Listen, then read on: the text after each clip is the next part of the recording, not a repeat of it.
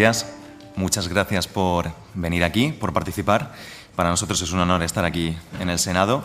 Y después de la mesa de mi compañera Gemma, más enfocada a todo lo que tiene que ver con acceso a la innovación y la parte del sector farmacéutico, que también está aquí representada, vamos a, como pone en el título de aquí atrás, a identificar y profundizar en nuevos stakeholders que están participando también en la legislación y que seguramente de aquí en adelante pues tengan un papel no solo preponderante a nivel de actor, sino también a nivel normativo.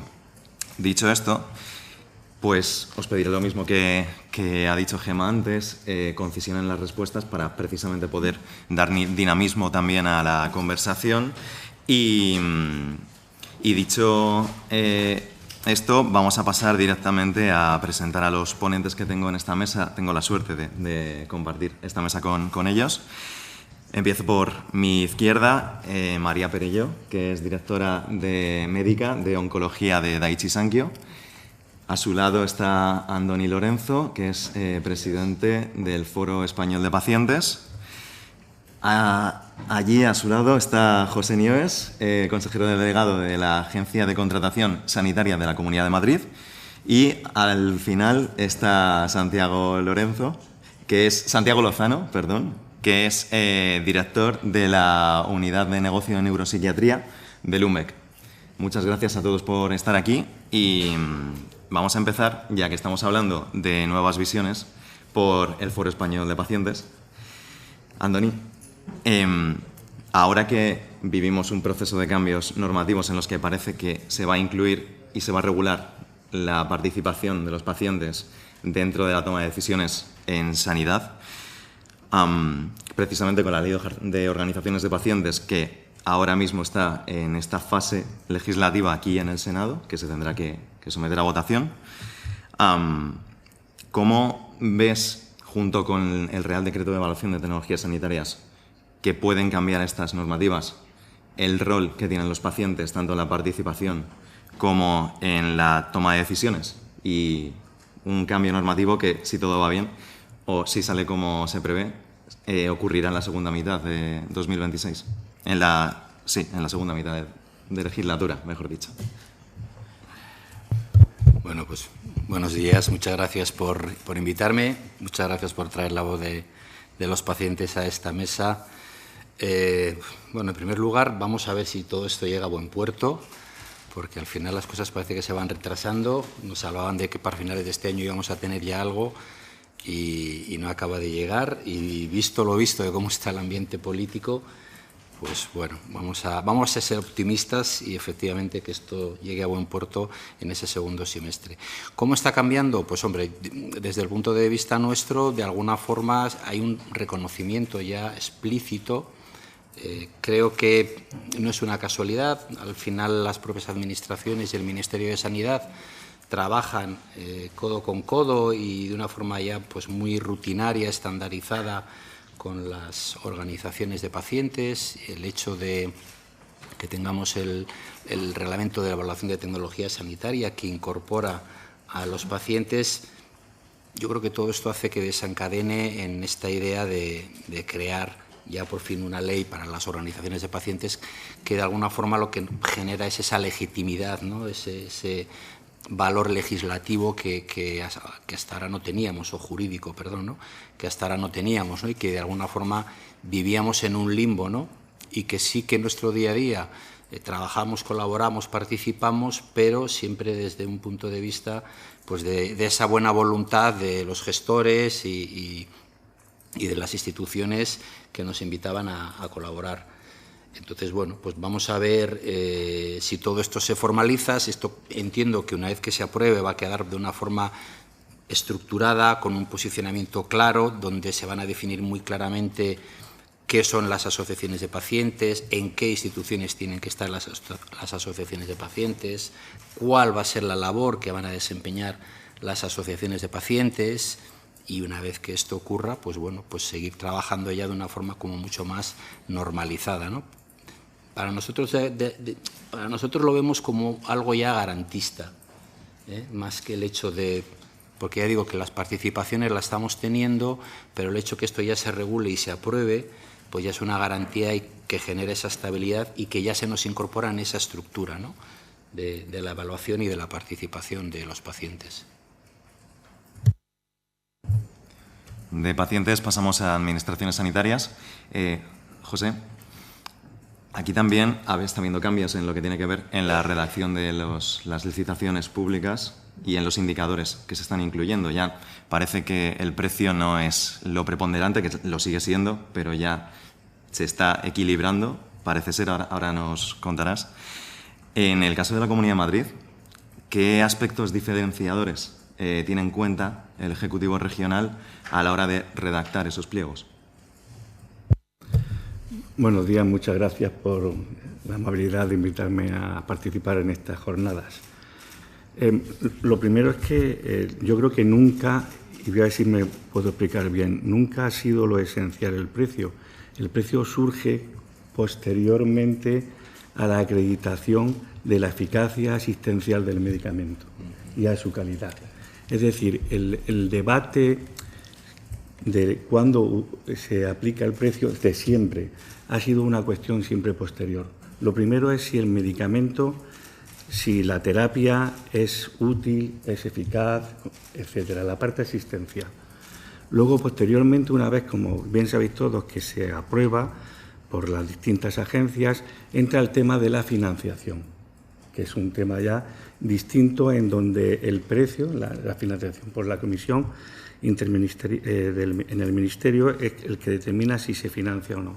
Y posteriormente, una vez financiado, que tiene un precio ya el medicamento, ¿no?, precio libre, el precio de... Bueno, tiene varios precios, como sabéis, ¿no?, el precio de venta al público, en fin, todo esto que conocemos todos perfectamente, se entra ya en una fase de licitación. Por tanto, en el caso concreto de los medicamentos, la cuestión del precio, al ser un objeto tan hiperregulado en toda su trayectoria, siempre ha tenido, pongo comillas, la menor consideración, y porque realmente lo importante eran otras cuestiones. Véase, por ejemplo, que desde el punto de vista económico sucede otro tanto, no es relevante. ¿Por qué? Aproximadamente cerca del 80% de todo el gasto sanitario, hablemos de hospitalario, ¿no?, se produce en medicamentos con exclusividad. Los medicamentos con exclusividad, una vez que se autorizan y una vez que se aprueban, se tienen que prescribir, ¿no? Por tanto, un acuerdo, por su propia naturaleza, hay una licitación que se hace lo hacíamos a través de procedimientos negociados sin publicidad. El precio no es determinante en modo alguno para su prescripción, porque no depende de eso, no depende de que sea más caro o barato, ¿no? Esto es por sentido común. ¿Qué es lo que hemos hecho en la Comunidad de Madrid respecto de esto? Sí que hemos ensayado, y ha resultado muy bien, coger y en vez de hacer procedimientos negociados sin publicidad, en el caso de lo exclusivo, se ha diseñado un acuerdo marco. Entonces, en los acuerdos marcos, adaptados a los procesos de negociados sin publicidad, ¿qué es lo que ha hecho? Lo que ha hecho es, primero, concentrar a la hora de establecer la fijación de los precios, ¿no?, toda la masa económica que se ventila en el orden de la Comunidad de Madrid, ¿no? Y eso en primer lugar. Segundo, y más importante, la homogeneización de todos los acuerdos y condiciones que se hacían por los hospitales a la hora de la ejecución diaria de estos medicamentos. De manera que el precio y las condiciones de oferta de lo que fuere que hicieran o que hacen las determinantes farmacéuticas fuera igual en el hospital A que en el hospital H. ¿Qué se consigue con eso? Que el acceso del medicamento por parte y en las condiciones por parte de cualquier ciudadano de la Comunidad de Madrid es exactamente igual, y es exactamente igual su valor económico, ¿no? Eso, lo realmente que ha sucedido y ha funcionado bien, es que todas esas medidas, ese sistema, ha logrado contener el crecimiento del gasto. Tenemos unos crecimientos del gasto, como sabéis, cercanos entre el 9 y el 10%. Esta serie de medidas sí que están funcionando muy bien. Se produce, por tanto, una homogeneización de todo el valor en toda la Comunidad de Madrid, y eso lleva aparejado que su acceso y su equidad, en el sentido amplio del concepto, sea una realidad dentro de la Comunidad de Madrid, ¿no?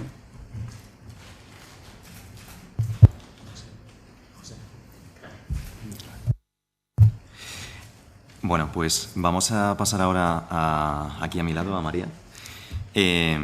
Contigo vamos a hablar de, bueno, pues en qué punto está el acceso tratado en la mesa anterior, que sigue siendo uno de los principales obstáculos en nuestro país, no tanto en la parte de ensayos clínicos, sino ya después. Y una de las cosas que se ha tratado, que la ha mencionado el doctor De Castro, ha sido precisamente la regulación respecto, por ejemplo, a otras potencias como pueden ser Estados Unidos o China, donde es más sencillo y más rápido el proceso normativo. ¿Cómo, desde tu punto de vista, cómo se podría optimizar la evaluación de medicamentos innovadores? Pues buenos días a todos. De nuevo, gracias por invitar a Daiichi Sankyo a este foro. Yo creo que se ha comentado muchísimo en la mesa anterior, pero ya estamos haciendo algunas mejoras, ¿no? Sin duda, hemos reducido hasta 170 días los procesos de evaluación de medicamentos. Tenemos la posibilidad de tener acceso a través de medicamentos en estas situaciones especiales, ¿no? De forma anticipada. Vamos a participar en las Joint Clinical Assessment con Europa. Son oportunidades y mejoras que estamos teniendo, pero que sin duda podemos, yo creo que en la mesa anterior se ha mencionado bastante, muchas otras cosas que podemos seguir mejorando. La primera que mencionas era mi primer punto. Es verdad que vamos a tener unos tiempos mucho más acortados, pero deberíamos tener vías rápidas para esos medicamentos con alto valor terapéutico. Es decir, no solo esos 180 días, sino como nuestros compañeros en China o en Estados Unidos, vías rápidas para estos medicamentos específicos. Este es el primer punto, pero para hacer este punto necesitamos el segundo, que es cómo vamos a priorizar estos medicamentos y qué criterios vamos a utilizar para priorizarlos, ¿no? Deberíamos tener criterios transparentes, creo que lo habéis mencionado también en la mesa anterior, y criterios que involucren todas las dimensiones. Tienen que involucrar dimensiones que afecten a los pacientes, qué variables vamos a tener en cuenta, la calidad de vida, toda la parte farmacoeconómica, qué variables, y de forma transparente, que nos den mucho más certidumbre a qué necesitamos aportar para tener esa financiación lo antes posible. Y finalmente, que también se ha mencionado anteriormente, la parte de los datos de vida real, ¿no? Necesitamos tener modelos mucho más adaptativos que nos permitan aprobar los fármacos, pero que de forma iterativa podamos evaluarlos, que nos permita darles acceso rápido, pero seguir con una evaluación continua para poder ver si la financiación es correcta o no. Hay modelos europeos, hay un modelo llamado Darwin, donde es una red de datos que permite esto. Implementar modelos similares en España de red de datos permitiría tener este modelo adaptativo que sin duda nos ayudaría a incorporar rápido los medicamentos en el mercado. Bueno, pero también hay otro tipo de variables dentro de todo este proceso complejo pero necesario que tienen que ver con el valor social. Por eso, Santiago, quería conocer tu punto de vista acerca de si se tiene en cuenta el valor social, aparte del valor que puede ser más económico o de implicaciones clínicas dentro del sistema sanitario. Dentro del proceso de compra de medicamentos innovadores, ¿se está teniendo en cuenta este valor social? ¿Cómo lo veis? Bueno, gracias Juan, gracias Luis, gracias a iSanidad. En nombre de Lundbeck, la verdad es que creo que es un informe muy valioso, ¿no? Y que nos puede servir como hoja de ruta para seguir trabajando sobre todas las cuestiones que se abordan. Y respecto a la pregunta que me hacías, Juan, yo creo que el valor social cada vez se está incorporando más en toda la investigación, pero si bien es cierto, todavía no está dentro de lo que es el proceso ¿no? de compra y financiación de medicamentos, y por lo tanto es muy relevante tener en cuenta, ¿no? que a día de hoy nos estamos focalizando únicamente en el corto plazo, ¿no? Donde cuando se lanza una innovación, esa innovación se mide en términos de impacto presupuestario, y el valor real de la innovación, cuando se ve, es cuando en el medio y largo plazo, cuando realmente estamos midiendo otro tipo de variables, ¿no? Como puede ser la carga de la enfermedad, puede ser la productividad, puede ser los días de institucionalización de los pacientes, de hospitalización, Y por eso es muy relevante, ¿no? Tener en cuenta lo que son pues factores y métricas que nos puedan permitir, ¿no?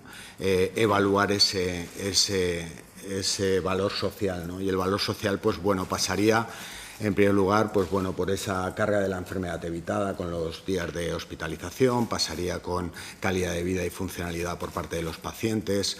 Luego, pues bueno, desde Lundbeck somos muy conscientes, ¿no?, de toda la parte del valor social que supone la productividad, los días de absentismo laboral, ¿no?, que se produce, del mismo modo que, bueno, también todos los datos de efectividad y de valor clínico que aportan los medicamentos. Entonces, yo creo que mientras no incorporemos ese valor social a la evaluación de la innovación, estaremos hablando de la innovación como un coste y en el momento que lo hagamos empezaremos a ver, ¿no?, que realmente es una inversión en resultados y también es una inversión en la sostenibilidad del sistema sanitario.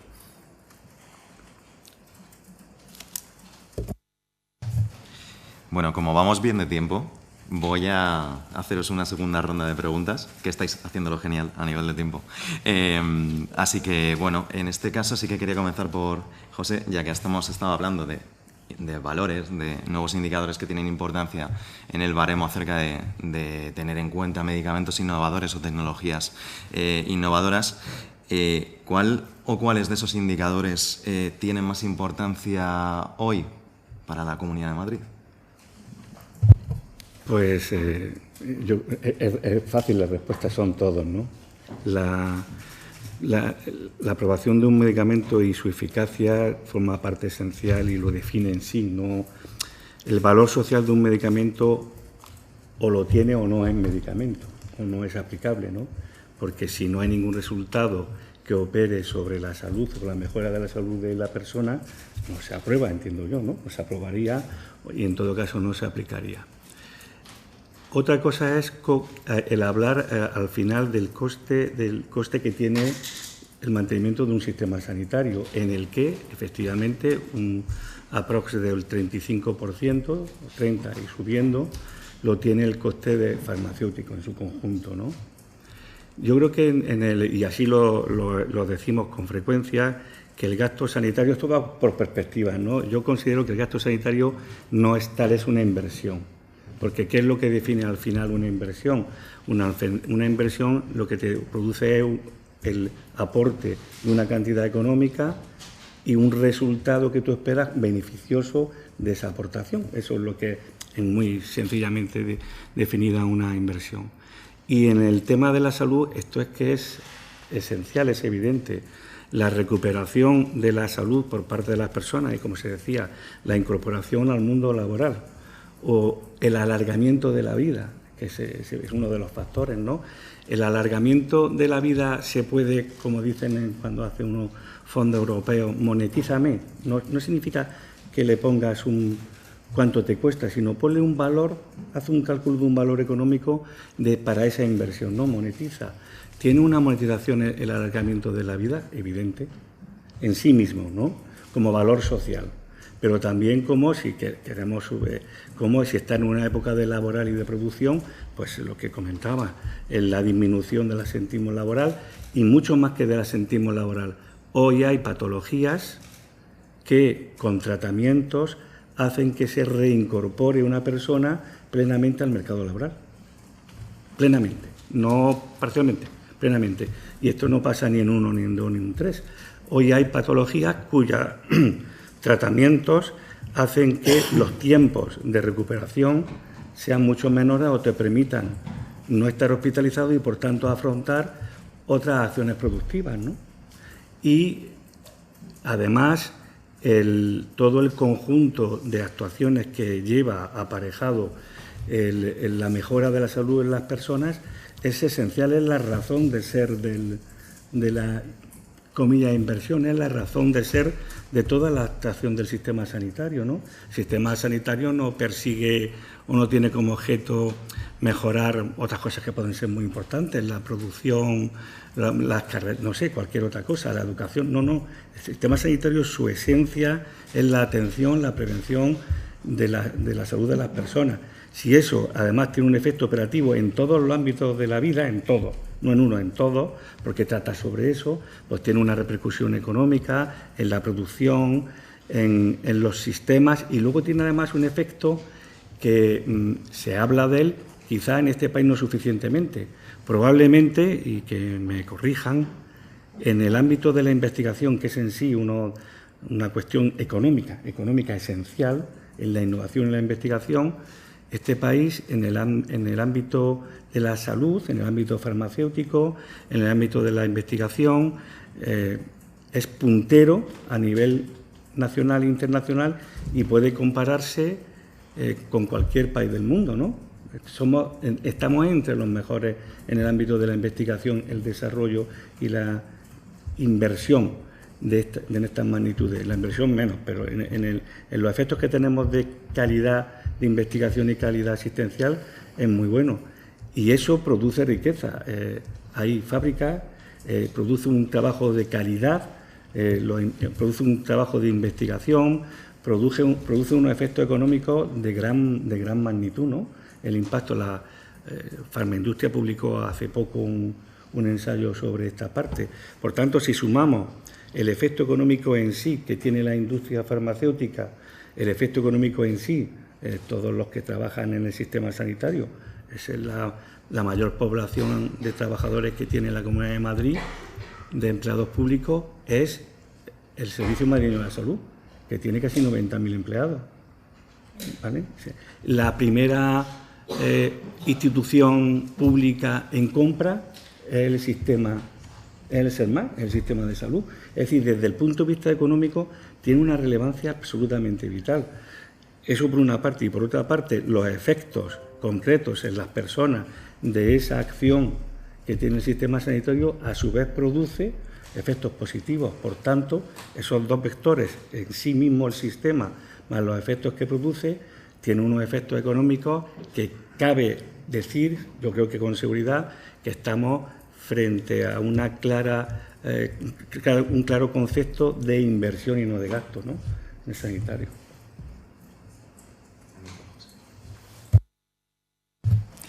María, en este caso, aparte de, como hemos estado comentando, el cómo se debería optimizar la evaluación de medicamentos innovadores, ¿qué papel crees que deberían cumplir nuevos actores, en este caso, por ejemplo, los pacientes en la toma de decisiones clínicas?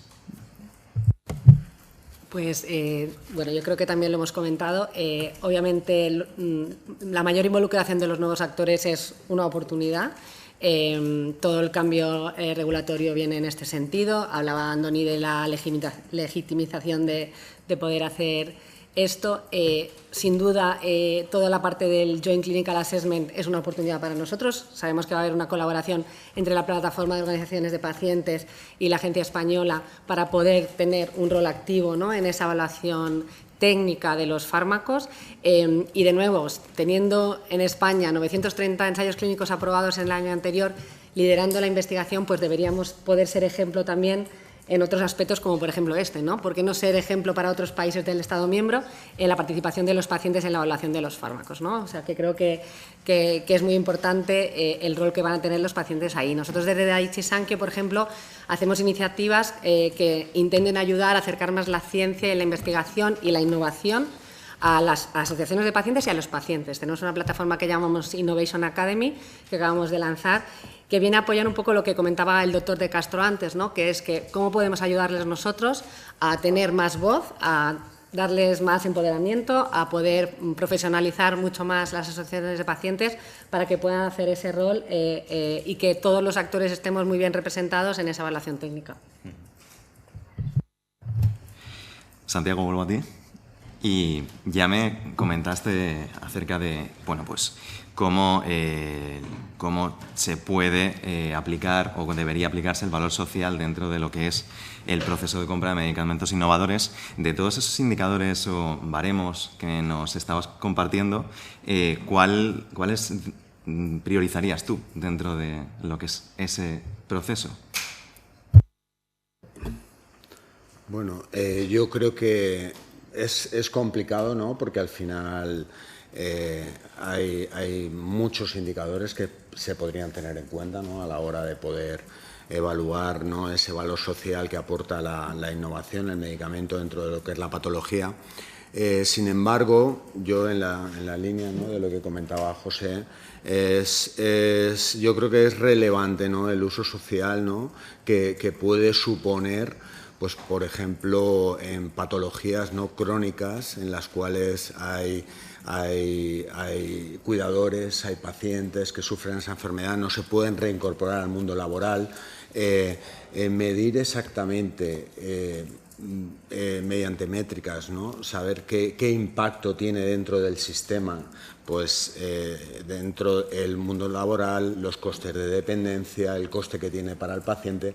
Por eso es muy importante, ¿no?, incorporar ya en fases tempranas, ¿no?, a los pacientes, ¿no?, a la hora de poder desarrollar una nueva tecnología, ¿no?, un nuevo medicamento. Entonces yo creo que uno de los puntos más relevantes, independientemente de, por supuesto, eficacia, seguridad, todo lo que son las variables clínicas, tolerabilidad, incluso calidad de vida, funcionalidad, incluso efectividad, ¿no?, lo que es el tratamiento, y que esto se pudiera incluso reevaluar después de haber lanzado la innovación. El micro, por favor, Santiago. El micrófono. Hemos empezado con pacientes, vamos a terminar con pacientes. Respecto a las normativas que nos estabas hablando de ellas al principio, Andoni, ¿en qué posición crees que colocará España dentro de lo que es la Unión Europea si al final, como bien has matizado, consiguen materializarse este tipo de normativas? ¿Cómo crees que situaría a España dentro de lo que es la Unión Europea respecto a dar voz y voto a los pacientes? Tú me haces una pregunta y te voy a responder otra. Ya la confianza. Es que no les he querido interrumpir. Entonces, ha habido cosillas ahí que me gustaría, con tu permiso, incorporar. En la parte de la evaluación y el desarrollo de medicamentos innovadores, hay dos aspectos que a mí yo creo que tenemos que diferenciar. Por un lado está la parte de la evaluación, donde yo creo que se debe de incorporar todos esos aspectos sociales, de calidad de vida de los pacientes, y que yo creo que, bueno, ya se están incorporando y irán a más, ¿no? Y entiendo que aquí no hay ningún tipo de discusión en ese sentido, porque creo que es más que razonable que estas cuestiones se tengan en cuenta. Donde yo veo el peligro y el riesgo es en la parte de la financiación, ¿no? Hasta qué punto estas cuestiones sociales van a afectar en si se va a financiar o no un medicamento, ¿no? Y aquí lo que creo que es muy importante es saber ponderar cada cuestión que se tiene en cuenta a la hora de decidir cómo se va a financiar un medicamento innovador, ¿no? Porque si al final el aspecto social o el aspecto de calidad de vida, la ponderación va a ser de un 5% y la económica va a tener un 50%, pues nos estamos haciendo un poco trampas al solitario. Yo, volviendo un poco a mi línea anterior, ¿no? A mí lo que me gustaría es que con toda esta nueva regulación que estamos teniendo y que parece que va a llegar, sí que me gustaría que en estos dos campos, tanto en la de evaluación como en la de financiación, se incorporen a las organizaciones de pacientes, porque sí que conseguiríamos buscar ese equilibrio, ¿no? Porque al final, desgraciadamente, el tema de la financiación, uno tiene ya mucha experiencia, ya ha visitado muchos despachos, aprende primero yendo solo y se da cuenta de que no, vas con las sociedades científicas y desgraciadamente, en el ámbito de la financiación, todo ronda alrededor del precio. Y a veces, si es una patología residual, pues porque son 4 y como que no le das importancia, pero si es una patología mayoritaria, es que el impacto es muy grande y por una razón o por otra siempre hay dificultades, ¿no? Y vas con las sociedades científicas, vas con evidencia científica, le planteas cómo se va a recuperar a la vida social, que va a tener menos bajas, que va a acudir menos a urgencias, pero el tema financiero, el tema económico es muy difícil de soslayar, ¿no? Bueno, y esa dificultad yo creo que hay que ponerla sobre la mesa, ¿no? Y sobre la pregunta que me has hecho, hombre, está muy bien. Si conseguimos que en España se aprueben estas dos normas, tenemos que decir que vamos a ser punteros en Europa. Nosotros formamos parte de la ejecutiva del Foro Europeo de Pacientes y el año pasado todos los Estados miembros nos dedicamos a elaborar vídeos para trasladar a nuestros gobernantes para que se nos incorporen, ¿no?, en los órganos de decisión. Y esto, aunque parece que lo de fuera están mejor que nosotros, pues están prácticamente muy parecidos a España, ¿no? El hecho de que estemos en este campo mucho más avanzados, yo creo que vamos a ser un punto de mira para el resto de los países, que tengo que decir que lo están haciendo. Nos están mirando muy de cerca a ver cómo evoluciona todo esto.